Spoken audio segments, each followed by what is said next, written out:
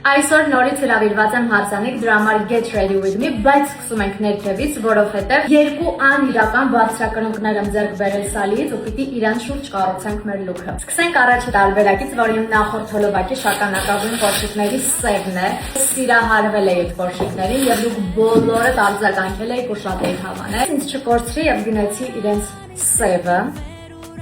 Ընտրել եմ այս անիրական կամբինեզոնը, եկեք հագնենք, նոր ցույց կտամ երկրորդ տարբերակը։ Չեմ ասի, որ սիրահարվել եմ այս շորիկին, բայց կլինեն նշաններ։ Իսկ հիմա ցույց կտամ կոշիկների երկրորդ տարբերակը։ Կարծում եմ, որ այս կոշիկները ստեղծված են հենց այս կամբինեզոնի համար։ Չնայած իր բարձրությանը, անիրական հարմարավետ է։ Երկուսն էլ ուղղակի հիասքանչ չեն, բայց եկեք ընտրենք այս տարբերակը, որովհետև կարծում եմ կամբինեզոնի համար է ինքը ստեղծված։ Մեծամասամբ ես իմ բոլոր կոշիկները վերցնում եմ սալից, որովհետև բնական կաշվից են, հարմարավետ են, ինչպես նաև 120 օր երաշխիքի մեջ են։ Զարդերից ընտրել եմ այս մատանին, այս չոկերը եւ թևնոցը։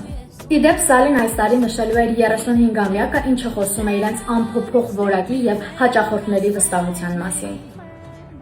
Եվ ամուսնական մատանիներս։